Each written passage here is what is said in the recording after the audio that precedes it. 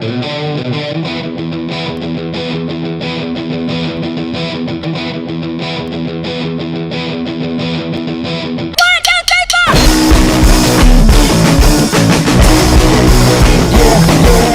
students. This is the video lecture that I'm doing for spring 2025 based on the information that I collected from students in JMS 200, Introduction to Contemporary Media.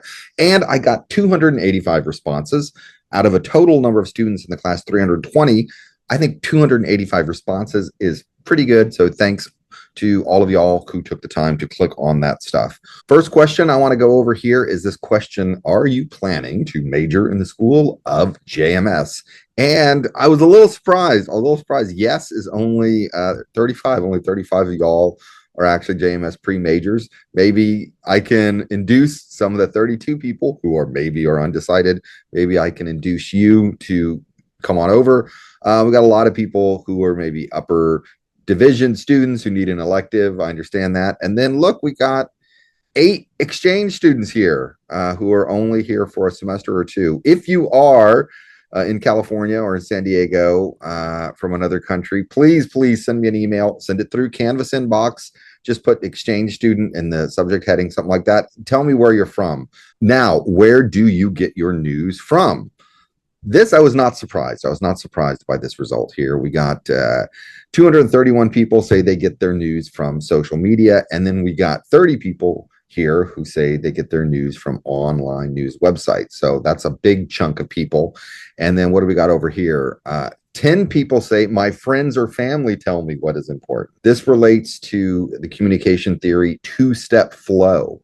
Okay, this relates to that theory, two-step flow. And then we have, wow, just a couple people said TV. 8 people said they do not follow the news. I think that number is actually higher. I think more of you students don't follow the news. You should. And then what's this right here? What is that? Newspapers. Wow. One person says newspapers. All right. One person said newspapers. That's pretty cool. I still read newspaper. Favorite social media platform? Oh, it's TikTok. I mean, come on. TikTok's over half the class. Over half the class says TikTok. And we got a big chunk of people over here say Instagram. And then we got Twitter, X, whatever it's called, 5. 2 people said Facebook. All right. 4 people said Snapchat. 1 person says LinkedIn. Person who said LinkedIn might be the same one person who said they like newspapers too. That's what I'm thinking. I think I got a trend going on here. And then look at this. 12 of y'all are not on social media at all. I think it's pretty amazing that is as high as it is. I think it's amazing that's as high as it is.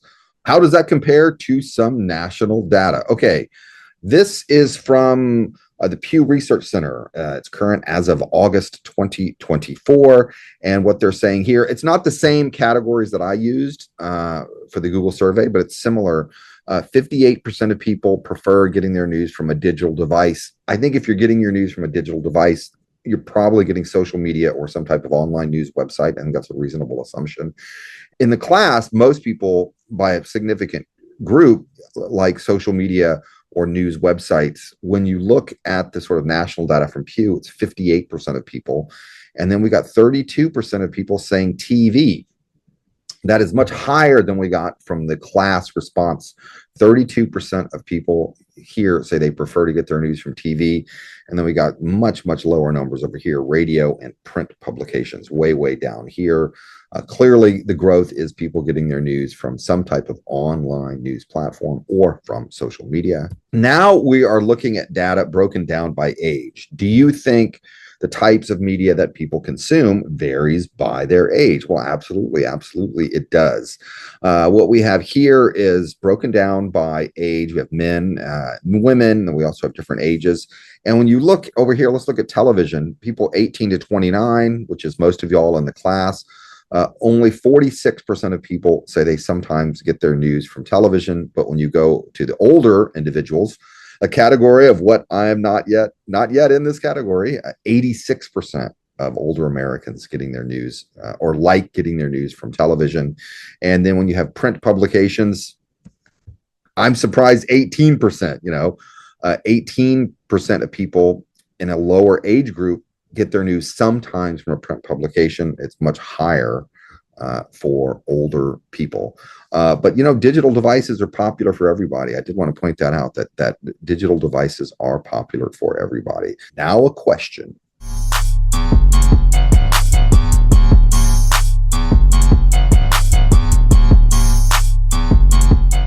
Okay, now we have how much TV do you watch in an average day?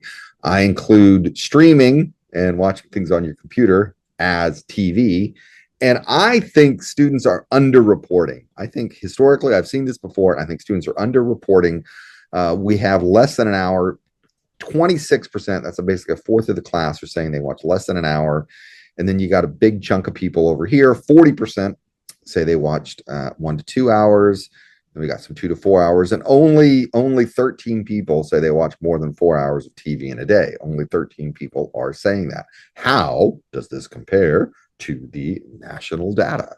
The data here is broken down again by age. This is connected by Nielsen. They are the major company that collects audience usage data for electronic forms of media.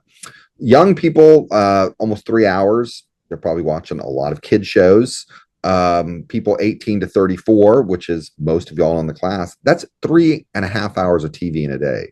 That's not what people reported on the Google survey. People were not reporting that. But when you look at it, hey, this is what Nielsen is saying. All right, this is the most sort of verifiable and reliable data that we have. 3.5 hours. And this is a lot of information. Okay, I know this is a lot of information. Okay. When you look at people's total media usage, this is divided by the week. This is not a daytime number. This is a weekly number. When you look at people's total media consumption, what Nielsen has done here is with the different color categories divided up into different types of media. So we have second quarter 2024 down here. TV is this sort of pinkish red number, and then the darker red, I guess that's a dark red, is a connected TV, like some type of streaming device, or say. When you do all this, total this up, and I did do the math and total this up, it's almost 4 hours a day. On average, Nielsen says the average American watches approximately 4 hours of TV in a day. If you are ever asked that question on a multiple choice scenario, how much TV does the average American watch in a day? According to Nielsen, it's approximately 4 hours.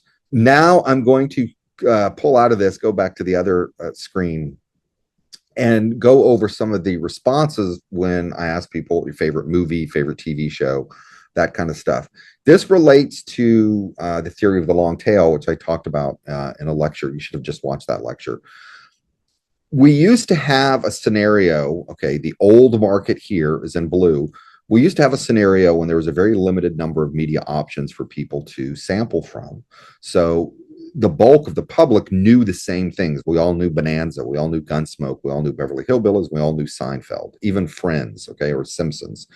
Now, because we have so many more media options, look at the red. The red means that a small number of media products do not dominate our attention anymore. We have so many things to choose from. We call this the long tail. There's such a diversity of options out there that the audience is spread thin across all different types of things. Gossip Girl. Gossip Girl is one of the few things that shows up more than once in the list. Gossip Girl shows up a couple of times, indicating that Gossip Girls is pretty popular. I've never seen that show. Stranger Things, Avatar, The Last Airbender. There we go. Big Bang Theory. Avatar, The Last Airbender, the animated series, not the very bad live action movie. I think that's Neon Genesis. Yeah, Neon Genesis. Yeah, a lot of different things. There's Gossip Girl again. Boku no Pico. I had to look that one up. Boku no Pico. I had to look that one up. I don't know if someone is playing a joke or if that's someone's honest expression. A very unusual subject, but Scott Pilgrim versus the World shows up twice. That's a movie. Love that movie. I played a clip of it at the start of this video. Modern Family. We got lots of things there. The Hangover. Amazing Spider-Man 2. Is that the one with Doc Ock? I love that movie. What else do we got here? Creature Commandos. I love a GI Robot. Is that what he's called? I love GI Robot from Creature Commandos. Succession, I think Succession shows up more than once. Interstellar shows up on the list more than once. We got Star Wars. Now, by Star Wars, do you mean the whole Star Wars franchise? Because I know all the movies pretty well. Or do you mean like literally like the original Star Wars? Both answers are cool. Although, if you wanted to know my favorite Star Wars movie, it's Rogue One. Rogue One is the best Star Wars movie, and I will fight you if you disagree with me. Empire Strikes Back, also not bad. And then the Sith one, also maybe okay. The Conjuring, I think I've seen all those. They kind of blend together again. Squid Game shows up a few times. Yeah, these are the kind of things that people like. Avatar. Oh, Avatar, not the Airbender thing. They probably mean that big, too long movie. And then we have someone mentioning Spanish language movie. It's a Mexican movie, Me Gusta, Pero Me Asusta. Am I saying that correct? I had to look that up. I like it, but it scares me. I think that's what it means. I like that. Help educate me by introducing me to things I'm not familiar with. And then, of course, we get someone mentioning The Office, which I also like. I really do like The Office. I find Creed to be a very, very amusing character. Archive 81. Oh, that is a fantastic show. Oh my God. Perfect. Love it. Love it. Love that one. And Everything Everywhere All at Once. Also like that as well. Now, what's sort of popular when we look at sort of national data? National data. This is from Nielsen. From 2024, the top 10 streaming programs. These are programs and movies, lump them together. Nielsen calculates the number of minutes that were streamed in billions, okay? It is too difficult to calculate the audience size for streaming in terms of number of people. So Nielsen is using time spent viewing or number of minutes. Bluey's at the top. You know, a lot of kids probably parked in front of the TV. TV's functioning as a babysitter there. Grey's Anatomy, Family Guy, Bob's Burgers, Big Bang Theory. I used to like that show. It was better before all the guys got girlfriends. Movies now, just movies, not movies and TV shows. We got the Super Mario Brothers movie. That made me laugh. My son had to explain all the references to me. Moana, never saw it. Never saw a lot of this stuff, but that's okay. That's okay. I don't have to. And top 10 streaming originals. This is stuff that was not syndicated or acquired from another outlet. Stuff that was created originally for streaming. Bridgerton, Love is Blind, The Boys. Oh, that's pretty good. That's that superhero thing. And Lincoln Lawyer. I think someone else said Lincoln Lawyer. Lincoln Lawyer. I like Lincoln Lawyer. And Fallout. Yeah, I think I saw all these things. Yeah, Fallout was pretty good too.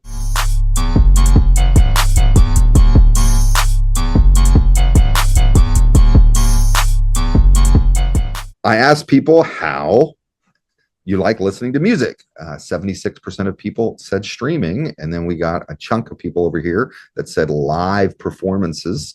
Vinyl. Hey, I love, you probably figured that out already. I love vinyl. I love all that stuff, but it's kind of a pain. Sometimes pressing a button on the phone and just letting Spotify stream. Sometimes that's easier. What do we got over here? Radio. All right. You know, I love radio. One person said radio. One person said, I hate music. I am no fun. I please hope you're joking. And then what's the other thing here? Radio, some other physical format, CDs or cassettes. Streaming is more popular way of listening to music in the United States right now, but among physical formats, vinyl has actually overtaken CDs, which is indicated here in the data. Here's some data collected from the recording industry. This is looking at the revenue halfway through 2024. 84% of the revenue is coming from streaming, and only physical purchasing, meaning a CD, cassette, or vinyl, accounts for only 11% of the revenue. Only 11% of the revenue comes from some type of physical format. Streaming is clearly where the future is going for music. Favorite musical artist. Just like with films and TV shows, there is an astonishing diversity of answers. People, you know, kind of all over the board. Here we got country, Taylor Swift, sue me. I'm not. It's okay if you like Taylor. If you're into that, don't just own it. Own it if you like Taylor Swift. Frank Ocean. Yeah, Frank Ocean is a name that shows up multiple times here. Frank Ocean and SZA were probably the most commonly named musical artists here. Sabrina Carpenter, Mac Miller. I think Mac Miller is deceased and his estate is still releasing music. Am I correct on that? I find that to be kind of interesting. And then Fleetwood Mac or One Direction. Fleetwood Mac is an old. That person listens to vinyl. Tenacious D, Jack Black's band. I knew that. You didn't have to tell me that. I know Tenacious D. Chris Stapleton. Oh, Chris Stapleton did the song years ago, Tennessee Whiskey. I'm going to play here a little bit of an older version of Tennessee Whiskey, and the wig by an artist named David Allan Coe. The wig that this guy's wearing is remarkable.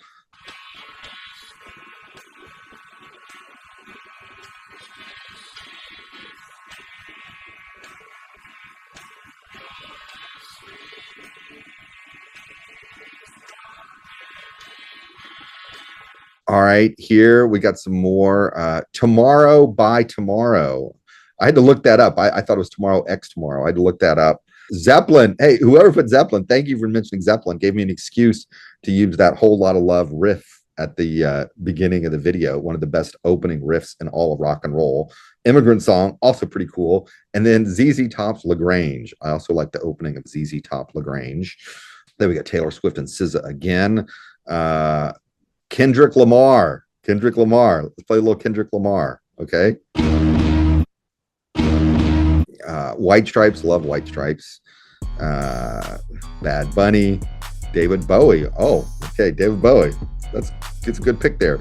A lot of EDM, techno, house, disco, dance. All that's BB boop. You know, guy pressing a button on a thing, making dance music. That's all the same to me.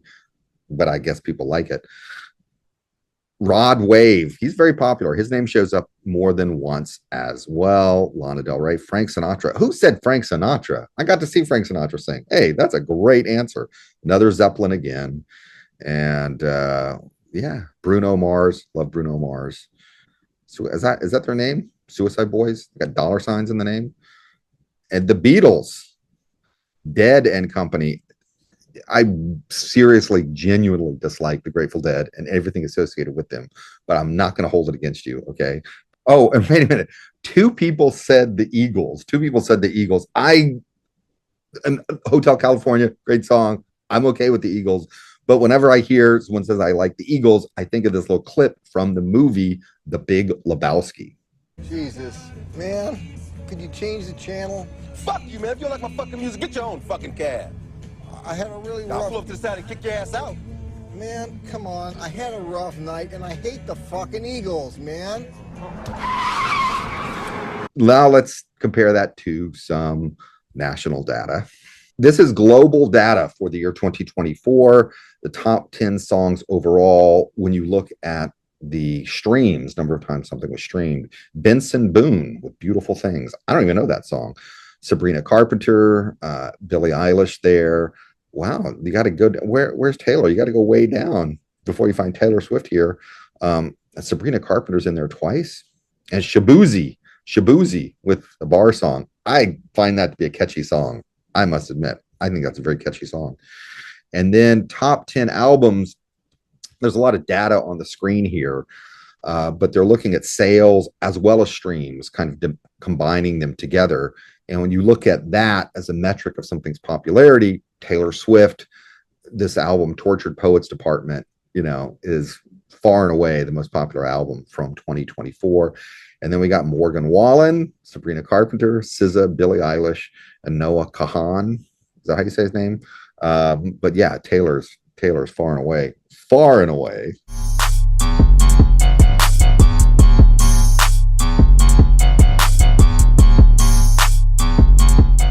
Okay, and you didn't ask my favorite artist. I've already said I don't like the Grateful Dead.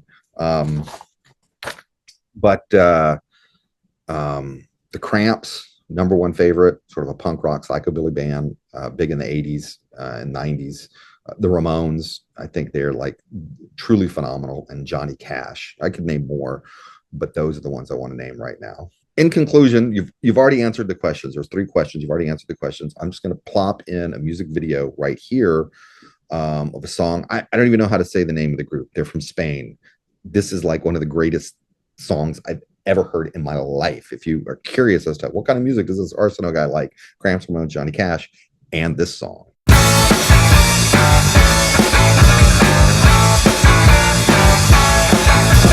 Niña, no sé hablar inglés.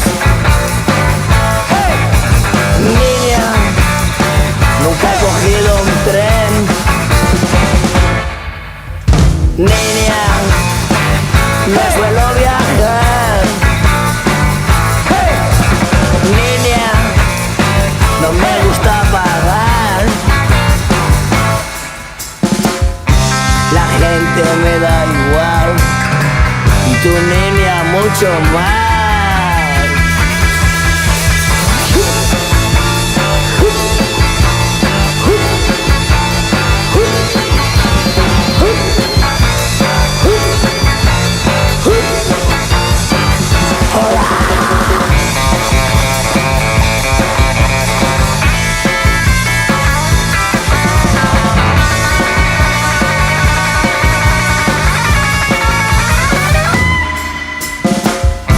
La gente me da igual y tu niña mucho más. Niña, no te emociones.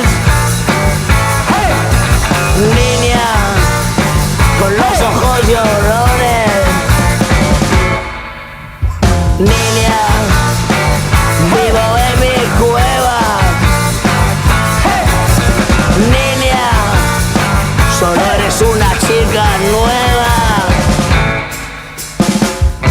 La gente me da igual y tu niña mucho más.